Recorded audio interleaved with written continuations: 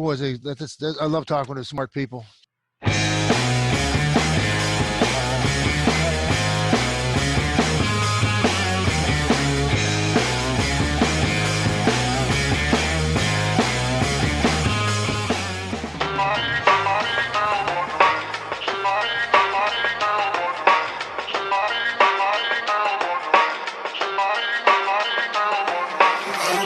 One, two, three, boom, boom, boom. All right. Hi, this is Eric Stronquist. Welcome to Control Talk, Niagara Smart Buildings videocast and podcast for the week ending February 18th, 2018. This is episode 255, where we talk about all things smart building controls. And what would that be without the man, the myth, the legend, the one, the only Kenny Smiley? When he's not in Pittsburgh, Pennsylvania, he's in Las Vegas winning millions of dollars on the craps tables. He is like the most interesting guy in the controls business. So Kenny, man, thanks for taking a few minutes, stepping away from the poker table and entertaining all the people in Vegas to talk with us today, buddy. Welcome to the show, big dog. Well, thank you very much, Eric. And yes, I'm out here at Rose. The temperature is it's getting warmer, 50 degrees. I'm outside here by the pool area and the cabana area, and it's a beautiful place. Well, W out here in Las Vegas. It's the first time I've been to this hotel. It's the old Sahara, I believe. They diced it up into two different hotels. But just like you set a record one time with giving up the most goals in a game, if I went and gambled, I'd be giving up my money and set a new record on how fast you can lose your hard-earned money. So Dude, I tell you what, me and you both, brother. I tell you, gambling is never ever a deal. Well, listen, man, we got a great show. We got two fabulous guests that are coming up here in just a little bit. We're going to hit on a trend we've been talking about a lot, cybersecurity. So you're going to want to stay tuned for that. But before we get there, Ken, Jim Brand gives 4 important reasons to go to the Niagara Summit. And we're going to be at the Niagara Summit. And what are Jim Brand's 4? I mean, I'm sure the first one is Eric and Ken are going to be there. But what are the other 3 reasons? Well, Jim Bland says that we have some very important things to talk about come up the April 15th through the 17th in New Orleans at the Hyatt Hotel. The important reasons are that I'll start backwards. One is networking. One is it's probably the who's who in systems integration worldwide, globally. I've seen people change positions after a meeting with the right people. I've seen people walk out of the breakouts. The second theme would be updating your current professional understandings of what's there, what's available. They're really pushing the new system software as a service. So Niagara 4 now gives you incredible analytics embedded into it. It gives you the ability to asset manage so that you can take care of all the licensing and make sure that your customers and your systems that you're engineering and commissioning and maintaining have the latest and greatest software and security tools. As like you said, the big cybersecurity awareness. It's just one example after another on how systems are vulnerable, and Tritium's taken great measures in Niagara 4 to reduce those vulnerabilities. And then the last but not least is that Tritium's had some changes with the folks. They got some interesting people that you'll be able to meet in person who are product managers and who are the generators of this new technology. You get a chance to really and truly get to go, if you're a developer, you get to go in deep to the Niagara 4 and see what you can do with it, because basically it's an enabling software framework, and it's gone in directions, using your word, procession. A lot of people thought it was all just for HVAC and building management, but people are doing all kinds of interesting applications with Niagara 4. So this is where you really get a chance to see all these case studies and all these great minds come together in one place. Yeah, and if you want to go, and a lot of people call it, the black box, the voodoo and all that of controls, and it's in New Orleans. So that's another reason to go. And last time we were there, man, it was one of the most incredible events ever. They had a parade. We were right behind, in a park with the Superdome on one side, the hotel on the other. So Tritium knows how to throw a party. They know how to educate people. So this is going to be a fun place to be. And speaking of fun places to be, buddy, I know you're out there gambling, making millions of dollars, but you're also spending a little time with another major controls group out there, our friends at Siemens, and they had a great video on their new economizer and controller video. But so talk about that, but also tell us about what you're doing in Vegas outside of making millions of dollars. It's the Siemens 2018 Siemens Partner Summit, and this is Siemens' annual event where they too have some fabulous partners that they get. So there'll be another technical session. There'll be a a business channel, a technical channel. They'll have a great awards banquet where they will recognize the outstanding talent systems integrators and talent partners throughout the country. And then they also have some new products, so I like coming to these things. And I just wanted to side note that Niagara 4, I think we're going to have a chance to work with the Tritium folks, get deep into their vendor area where we're going to, take some interviews and do some live broadcast. Have microphone will travel. That's us, right? Right. So that's we're looking forward to doing that. But what I really get, I think it's a different relationship when you get in person and you see people who have that passion, who are personally committed to the success of products. Product managers. That's a tough job. And you hold your breath and you're looking for as much feedback as possible. You put this thing through so many scenarios and application challenges, and then you really get the feedback from the customers that you have, the loyal customer base who are out there putting in. So Siemens has some new products that they're really excited about. Their newest key themes are total room automation and the new DXR controllers that replace their old ATEX and PTEX. So they're very excited about the progress they've made with that product portfolio. And this is a chance where they come and they recognize some of the very large projects they had, and everything else. There's always opportunities to suggest improvements and development awareness. So it's always a great meeting. So it begins on Tuesday, February 20th, and goes through Thursday, February 22nd. So, but to the Siemens Building Technologies, the new economizer video and installation video, you and I also seem to take the hardest things first and challenging and take integration at the vertical integrations. But, sometimes it's really, really simple business that the most important things you can do are take advantage of simple technologies that provide amazing results. And one of those is the economizers. And so Siemens put together two videos. One's a 4-minute video, one's about 2.5 minutes. And they show you the immense benefits of using the economizer in certain parts of the country for free cooling. And how that it just saves over the course of a short period of time. You've got your return on investment, 1.5 2 years, depending where you're at. But it's an amazingly simple solution, and they put together two very direct videos on the applications, the installations, and the parts and components you need. So it's just a good video, and again, it's a good concept because saving energy just makes sense. Well, I know. I tell you, Siemens does a great job with the videos and the training and the products. They do all that stuff really well. But I got a question for you, buddy. I've heard of a 3-way valve before. What is this with Belimo and a 6-way valve?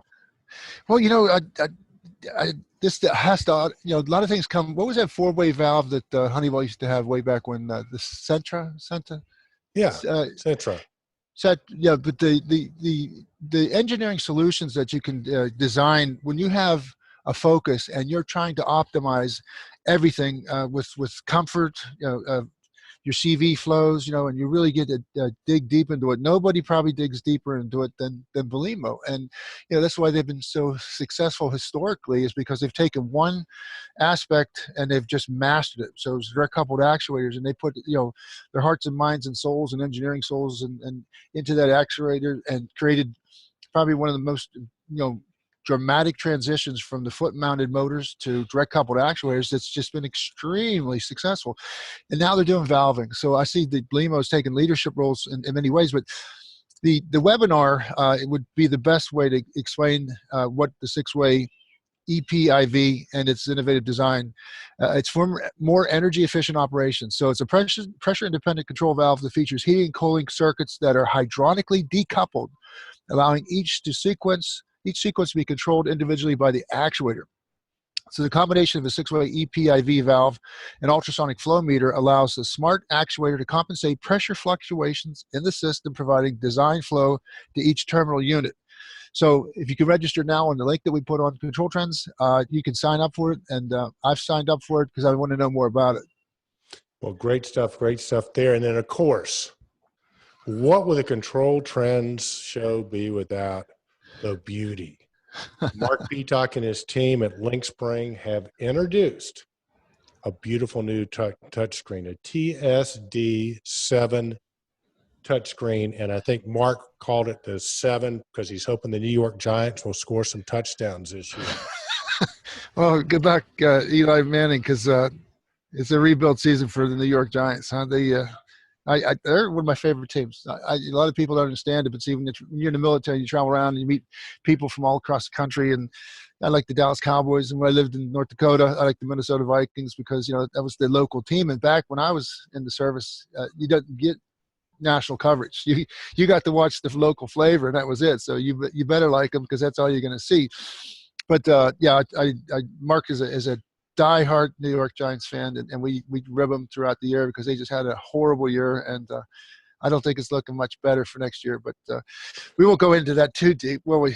Well, we won't, but check it out. It's good stuff. And then Kenny, I'm hoping you can win enough money at the craps tables and at the poker table that we can shoot my Tesla up into space and have it orbit around the world, because you put a really cool video up with Elon Musk and his shooting his rocket ship up. And I understand he actually blasted a Tesla into space, and it's a Tesla.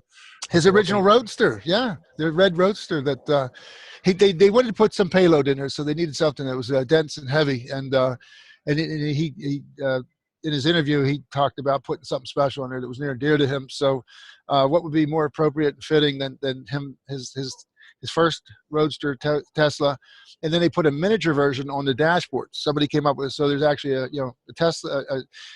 There's two people in that. There's his dummy from his Roadster, and then the reduced, the miniature version of that. So, but yeah, what's going to happen with that, man? There's going to be some sort of a meteor or something that's going to miss the Earth, and his Tesla is going to hit it and put it right on track to come to Earth. So, I think Elon Musk is going to destroy the Earth with that damn Tesla. Well, he might be protecting us. That might be going out there and hitting into that meteor and sending it 2 degrees to the right, and then it misses the Earth by 60,000 miles. Well, it could be, but hey, dude, listen, man, we got through the homework kind of fast there because we want to bring our 2 guests on. Exciting topic this week. We're going to take a deep dive into cybersecurity. So, Kenny, how about introducing our 2 guests? Love to.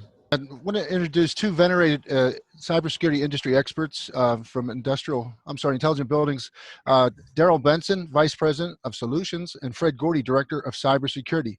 Welcome to the show, guys. Thank you, guys. Well, so Daryl, let's start with you for our listeners who might not know what Intelligent Buildings does. How about giving them the elevator speech, if you would? Sure. Intelligent Buildings is a consulting company that was founded about 15 years ago, really specializing in the smart building space. And over the course of the time in the past 15 years, we've gained a lot of experience, not only in federal government space, a lot of private sector, large, our specialty customers with and companies with large real estate portfolio's, so who really can take full advantage of a smart building. And over the course of time, we've realized that smart buildings are network buildings, and it's all about data, and that data needs to be secure. So over the past couple of years, we've been really very interested in identifying areas where our customers might have some vulnerabilities, not only in the software they run, but the systems the network systems they've deployed, and really help those building systems and facility operations people really step up their game and bring their systems up to snuff, for lack of a better term, and find the different vulnerabilities and help them close those gaps. Well, Daryl, to that point, tell us some of the methodologies that you employ and some of the best practices that help an organization, especially a large portfolio organization, achieve that. Sure. So what we do in the very beginning, we do several levels of assessment, whether they're remote assessments, but we're really leveraging software and different tools to analyze not only we not only gather data and information from the users, but we're gathering data on the systems from the systems that are running the building. So the building automation systems, we're analyzing some of that data, finding the different vulnerabilities that are part of the setup of how things are running. And we're also analyzing network data. So we're understanding how traffic's moving around the network. And as we all know, in building systems, these can range from a high-end enterprise network to a contractor installed network, and varying levels of access and ability to reach the systems at those times. So we're able to, at the very beginning stages, assess the state and help our customers build programs and policies that alleviate and mitigate those risks. Awesome. Well, Fred, last we spoke, and Fred Gordy, for those of you who don't know, came from, among other places, McKinney's, which is one of the predominant, mechanical and building automation contractors in Atlanta. And you were just sort of doing the cybersecurity for McKinney's. And dude, I tell you what, it seems like you've learned a lot. I mean, you were kind of like this innocent cybersecurity gray hat guy who was out there, preaching the gospel. But boy, it sounds like you got your hands dirty and things have changed. We're not in Kansas anymore, right? No, not at all. Like we talked about, excuse me, like we talked about, the thing when you and I were talking earlier on, it was more theoretical. I was looking at systems from what I know from a standpoint of, well, by doing it this way, we're leaving holes open and such as that. But now that I've been with Intelligent Buildings now for a couple of years, and actually been out in the field, what I'm seeing is, first off, is all the things that I thought I would see, I am seeing. But then I'm also seeing things that even I couldn't have imagined. And the landscape's changed too, because when we first started talking, there was not a whole lot of threats. But what we've seen in the past 18 months is a significant spike in things like ransomware on control systems. We've seen, out and out attacks. So the things that we were talking about a couple of years ago, when people were saying, well, really, is there any interest in a control system? Well, what we said back then was that the bad guys are always looking for the path of least resistance. And guess where it is? It's typically in the control system. The other thing, too, is, and Daryl tell you this from he's seen it firsthand experience, is I think evil all the time. Yeah. Well, explain that statement, because you and I had a little conversation, and let me give you audience to think of you as a choir boy. Explain that statement. Fred is a choir boy, but when Fred, so I'll give you an example. When we were at a large real estate holder, and we're walking through their facility, and Fred is literally thinking like a bad guy as best he can with a white hat on. So Fred is thinking about points of physical ingress into the facility. What could happen if you get into this space? If it's a mechanical space, what are the threats that could be manifested if somebody got in that space physically? Not only from a cyber perspective, but physically what happens, and what other security measures can be taken to mitigate those risks? Because there's a limited amount of things that can be protected just by physically, or by locking down the software, locking down the network. If somebody physically gets in the building, there's other pieces of the puzzle. So he's always thinking about if somebody got in and then they access things. And I'll give you one quick example. If you think about, and Fred gave me this example, we saw at a customer site that somebody had installed a wireless router in a kind of an innocuous building space, right? A mezzanine, where a lot of equipment was. Through different methodologies, Fred and his team discovered that you could actually access that wireless router from a parking garage next door. So if you're thinking like a bad guy, you see a wireless router. If you're not thinking like a bad guy, you see a wireless router, you think, oh, that makes it easier for the guys to access the system from up here. If you're thinking like a bad guy, you think, well, can the guy next door access it without you knowing it?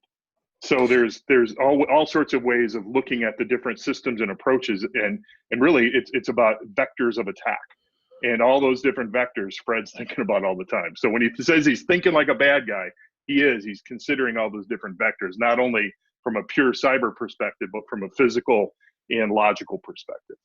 Well, go ahead. Well, along that lines is one of the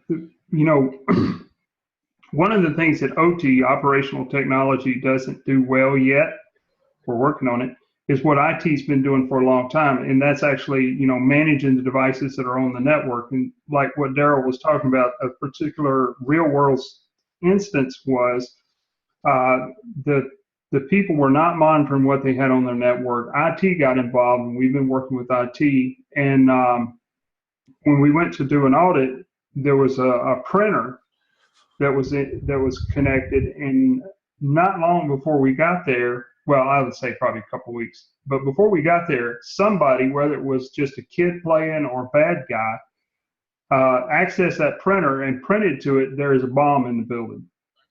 Wow. So stop and think about what happened that day. And I can't tell you who's in the building, but let's just say they were high value targets.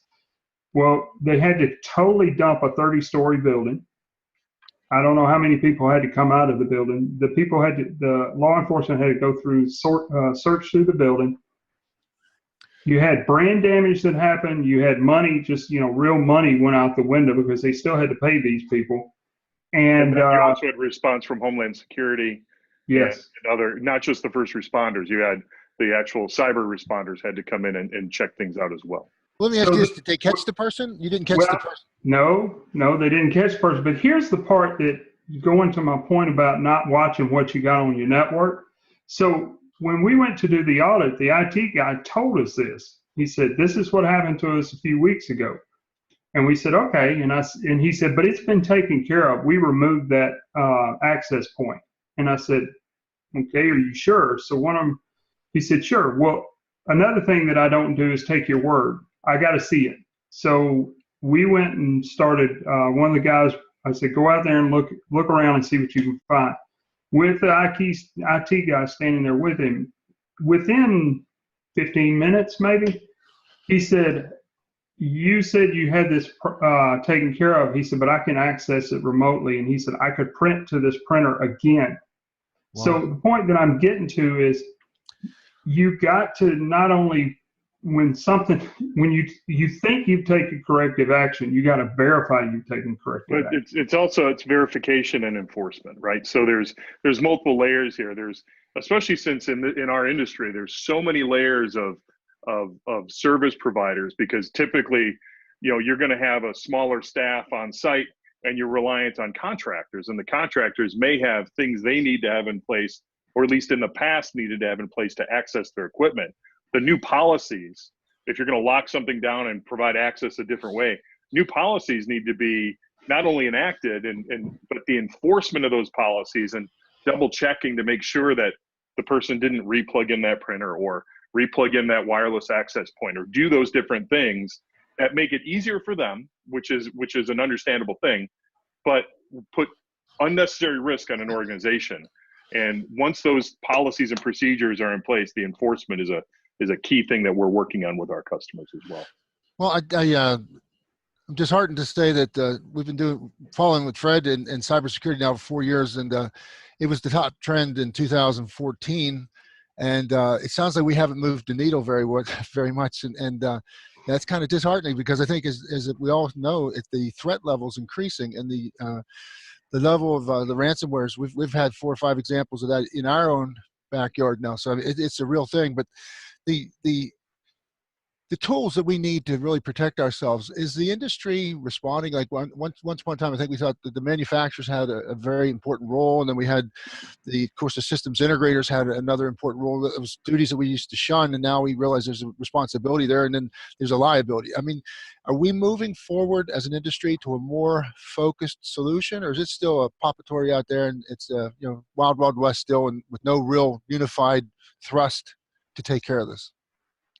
Both of you guys can take a crack at that. Fred, why don't you go first? Well, the short answer, there is no short answer. Let me tell you the good side of this. What I am seeing, and what Daryl and I have been seeing for the past couple of years, is there's a thought change. Whereas before everybody was, like this, we really don't need to worry about this. The people that are actually driving the change are the end user. That's who we're dealing with. So the manufacturers, I'm not saying the manufacturers are not doing their due diligence, but you guys have heard me say this before. It's not all on the manufacturer. It has to be on the integrator as well. And so the end user, the one who's paying the bills to the integrator, is saying, "Hey, wait a minute, we need this taken a look at." And so now the integrator, that we've actually been approached by some integrators, "Hey, can you teach us how to be more cyber secure?" So that's the good side of things. the realities or the bad side of things are there is so much, and you guys know this because you guys sell a lot of a product out there. There is a lot of product that's still connected in the old way that it's been connected come from 1998. So there's a lot of work to be done. And one of the things that we do when we go in and do an assessment is we realize that there's not a big blank checkbook to go in and fix everything. So we do an assessment and we do the levels of what you need to do. And we've identified like 19 projects that are very specific. And then we take into account the cyber risk, the operational risk, and IT doesn't have to do that. We do. An operational risk means is if we change this, what is that going to do to the system? Is it going to mess up sequence of operations? Is it going to create Change problems? your contracts? Change your contracts. That's a good point. And then the other side is the financial impact is, okay, I would love to fix everything, but let's prioritize the low-hanging fruit. And you guys have heard me say this before, is you only have to be faster than the guy that the bear's chasing the two guys. You just have to be faster than the other guy. Right. So by getting yourself somewhat protected, the bad guy's going to poke at you a little bit, and he's going, well, that's hard to get in. He's going to move on. But there's going to be this process as people get more and more secure, then the bad guy's going to try harder or they're going to go a different way. But the bottom line is you got to start. Right. And just to give you my 2 cents on the subject, I think the industry's pivoting. It's pivoting slowly. I think there's some lead users who are pivoting faster. And I think organizations that have more at risk are more apt to change.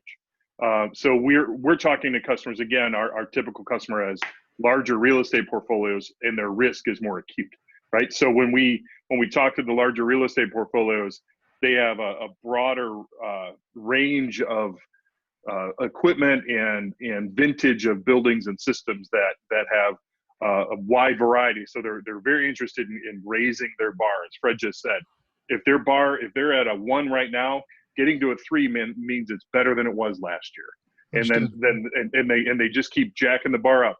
What we don't see the industry needing is everybody go to 10, right? If everybody if you think that's the bar, nobody's going to do it. So we give organizations realistic goals that and then we help them prioritize the different things. Maybe some of their items have to go to a 6, some can stay at a 3. So the point I'm making is that those 19 projects Fred was talking about, as you prioritize them, find out what you can spend, find out your risk tolerance, and find out the ability of the organization to swallow it and your contractors to make the changes.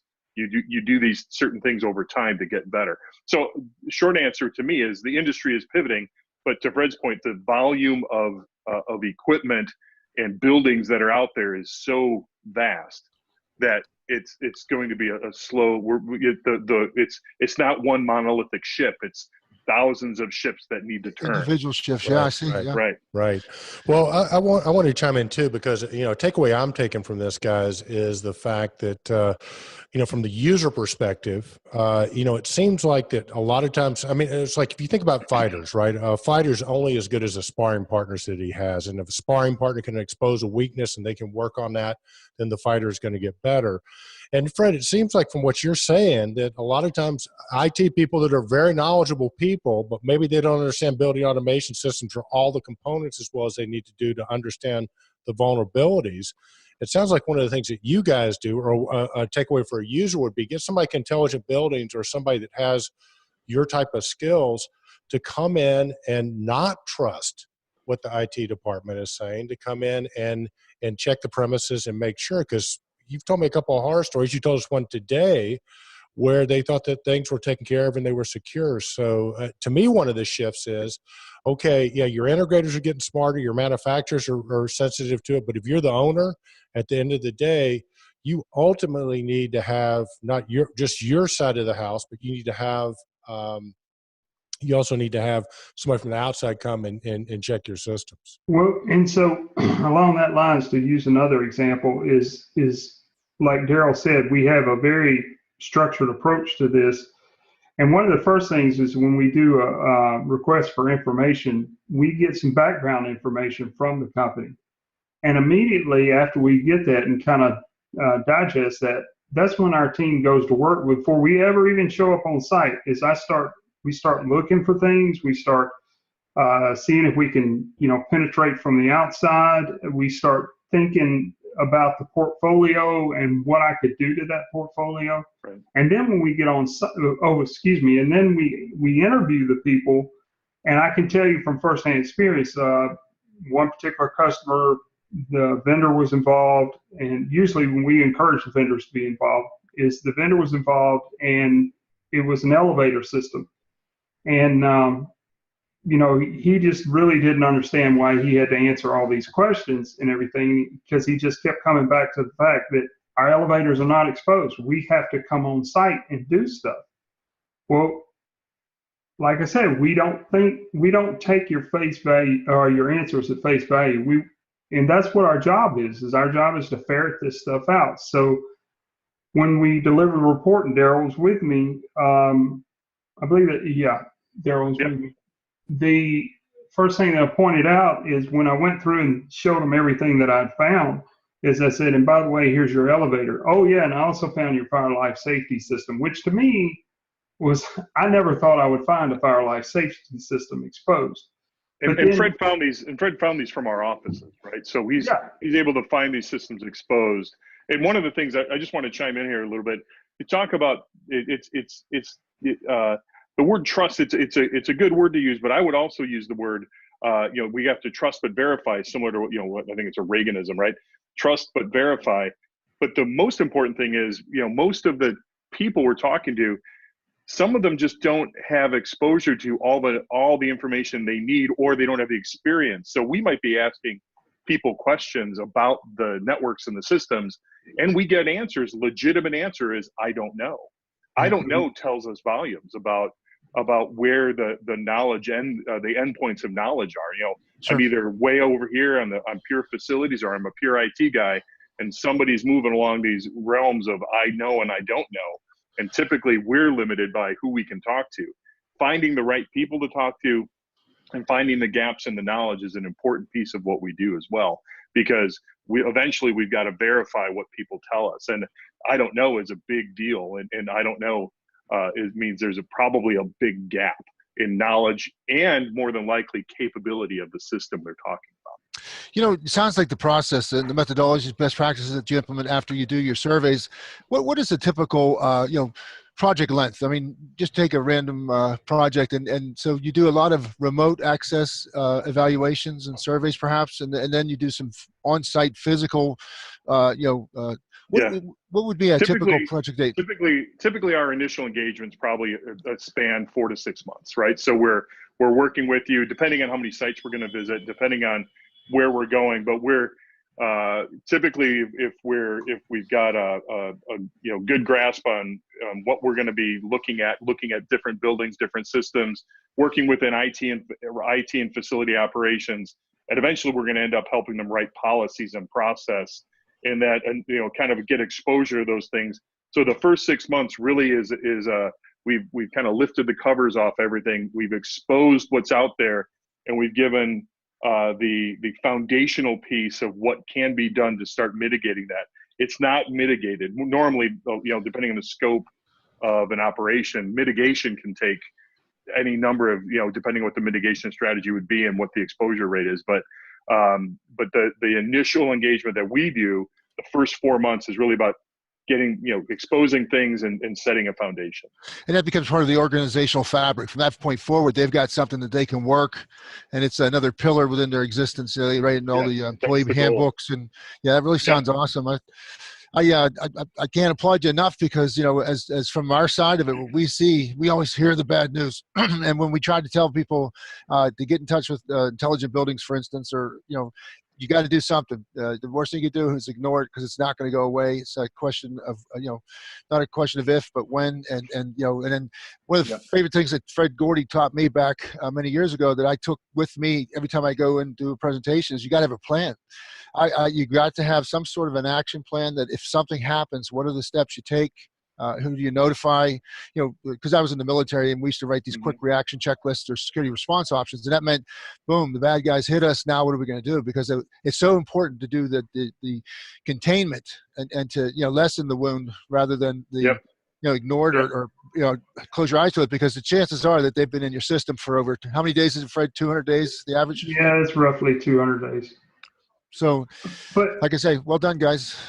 well, along the lines of the response, that's called an incident response plan. I mean, you cannot, I don't want to say you can't survive, but you know, we all know some firsthand examples of that. Ken, you're even closer to some of it than some particular people than we are.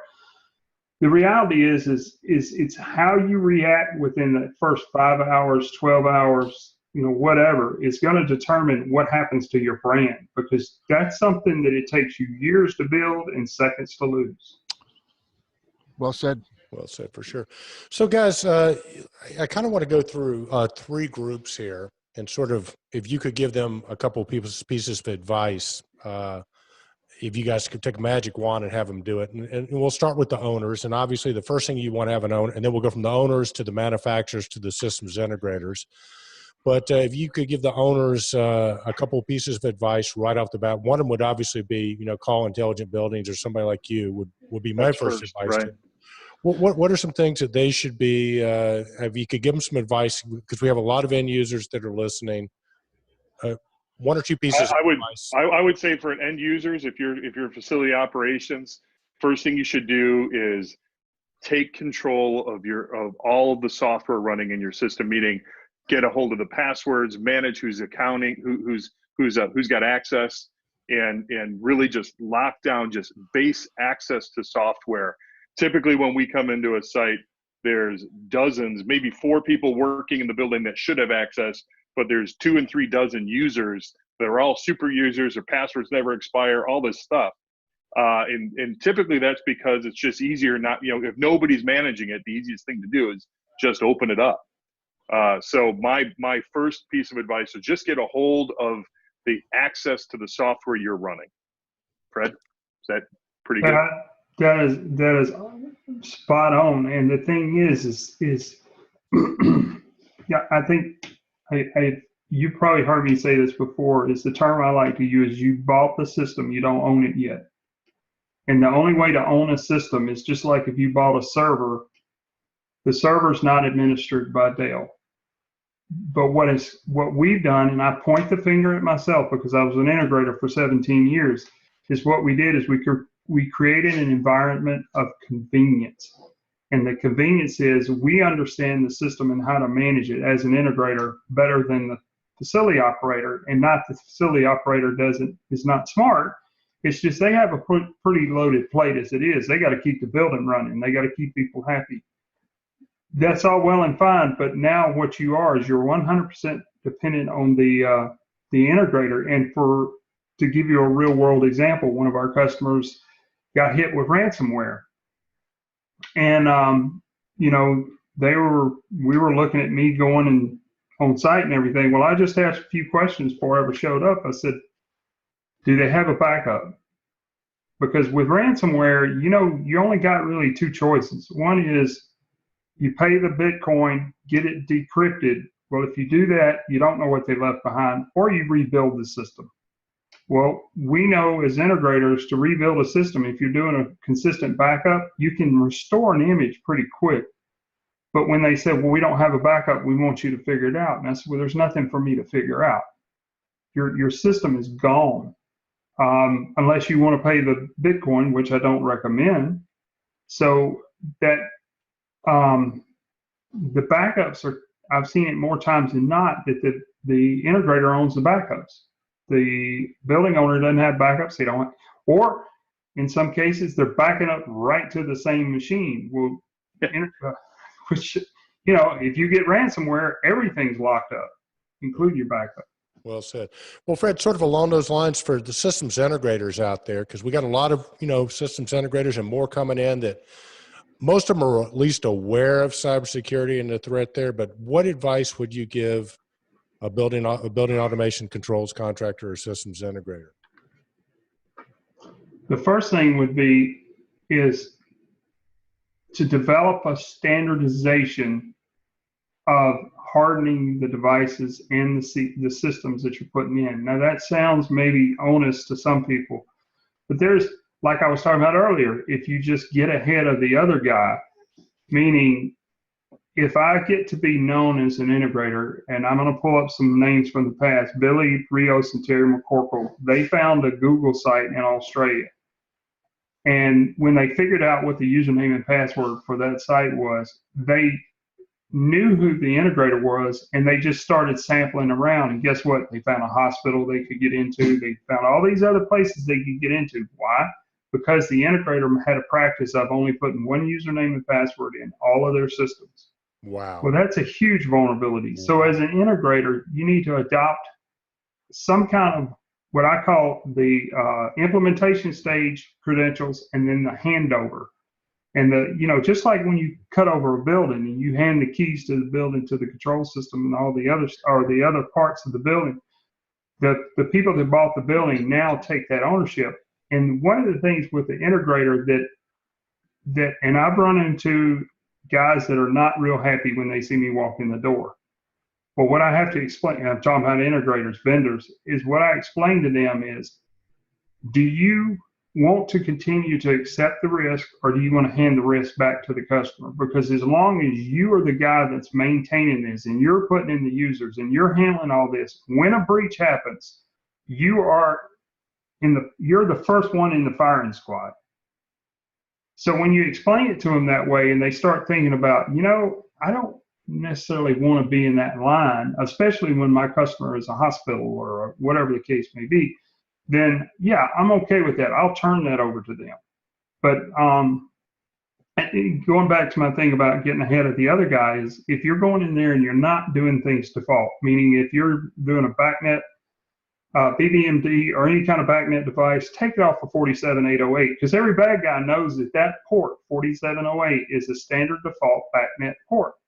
And you guys have seen videos that I've done where I don't even use any manufacturer software. I just take a piece of free software off the web, and if I can get to your BBMD, I own your network. But if I have to hunt for 47, have to hunt for your port, then I may move on. Yeah, makes a lot of sense. I'll make one more kind of add on to what Fred was saying about integrators. I think most integrators have some best practices that have served them well as the industry's modified and gone into DDC, and their guys have developed best practice. And to Fred's point, when you've got a group of guys that are tasked with getting jobs done, they come up with their own internal team. Hey, this just works better. Hey, Charlie did this one. Make an admin password as the password, so I can get in too.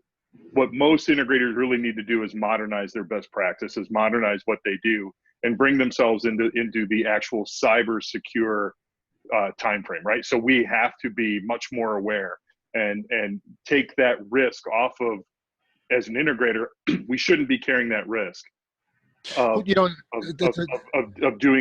providing the security. We should be able to push that back to the owner and have them provide that security. I think that's the greatest takeaway of our session here today, is that Eric and I were at several places now where managed services have come to the surface as what's going to be the future, is to get into managed services, because 95% of the business out there is going to be in services and 5% is in the hardware. But it sounds to me like we're going to see that exactly what you just said, Daryl and Fred, that we're going to have the people that put the stuff in the systems integrators look at that opportunity to turn over that system to the end user's IT department and incorporate that into the managed services being offered to that facility or that organization. So I think that's a good takeaway there. So we could recommend our systems integrators, drive to that point. Right. Now, I think the other thing that's sort of emerging here, if it's convenient, it's probably not secure. Yes. I mean, I think that seems to be one of the takeaways we got here. Well, great, guys. Now let's sort of cycle onto the manufacturers. Are there things that the manufacturers are not doing today that they could be to make their systems more cyber secure? I think a lot of the manufacturers are as rapidly as possible modernizing and keeping their equipment as best as they can up to date. my personal view kind of leans back to the integrator question. Push the channels to have better best practices that really take advantage of whatever tools they're building in to their capabilities that they're building into their software. And we all know this. Fred's been talking about this for a year. Usually, the weakest link in all the chains are the people, right? Mm-hmm. I can fish you. You can, we can find out, things about you, find out your birthday, and all of a sudden that's your password. So I would say that, push their channels to be more cyber compliant. And again, that's a little bit about the channels, doing it themselves, but as manufacturers pushing the requirements down into their channel, I think would be a good thing. Well, we've seen that. We've seen some of the manufacturers now. You have to have a password phrase now. You have to change the default password. I mean, so yeah, we've seen. Yeah, I think that some of the messaging you all have done has been very vital in the awareness, getting to all points to systems integrators and manufacturers. But it's still a very slow process. Wouldn't you agree? I mean, that's going to keep you guys busy. Yeah, well, exactly. It's a vast industry, and it's a vast installed base with every manufacturer across that has put systems in, and we deal mostly with North America. So think about the number. As I said earlier, it's thousands of ships that need to turn, and they're all going at different rates and different directions. They have different abilities to make it happen, and especially when you talk about smaller scale organizations. They might think the risk is actually lower because of volume. They might have fewer buildings and fewer systems, but it just takes that one thing. So best practices need to be able to be spread out. And I think the thing too that this is not a digital event, meaning, well, we did something with intelligent buildings and now we're secure. It's an analog thing because the bad guys are not, they're not just stopping with their, their tricks, right? I mean, they're constantly updating. So it's something you're gonna be doing the rest of your life. Well, the thing that I say over and over is it's just like buying a car. As soon as you drive off the parking lot, the car devalues, right? Yeah. So as soon as we go in and we do an assessment and we take a look at everything and we come up with a remediation report, remediation plan and such, if we walk out the door and you don't touch it, even if you make some of the changes, if you're not staying on top of it, down the road, it's gonna degrade. I think one of the core tenets of what Intelligent Buildings does, we talk about 3 key areas. There's buildings and all the building systems and the infrastructure that's put in the buildings. There's the technology component of really the IT piece and the networks and that level of infrastructure. But a piece that is often forgotten is the people part, right? If you don't change your practice, if you don't change how you operate or make, like Fred just said, if you got all this information and you didn't make a new, better decision, then shame on you, right? So we've got to really enable all of our customers, everybody in the industry. Our goal is to enable everybody to make that decision, make it better than it was last week. And as Fred said earlier, just run faster than the other guy and keep ahead of them and just keep that pace of getting better. You don't have to design the ultimate secure network that a gigantic multinational would do if you're a company that has 50, 60 buildings, 30, 40 million square, whatever, however many million square feet you have. You just need to get better than you were before. And I think that's a key message we give to our customers as well. Well, speaking of your customers, how do people engage you guys? What's the best way? The best way, you can email either Fred or I, and we can put you in contact with our sales. And I'm sure you're going to have our email addresses in a link. Yeah. And just reach out to us.